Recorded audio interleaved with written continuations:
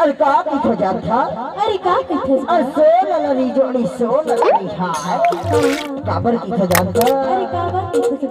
अरे ये तेर कमर के करधनिया न देख के ईमान से मनमा मोर एक ठन बात हो कहे के मौका हवे। अरे ता कहे देना जी। अरे कमर के करधन सोल लरी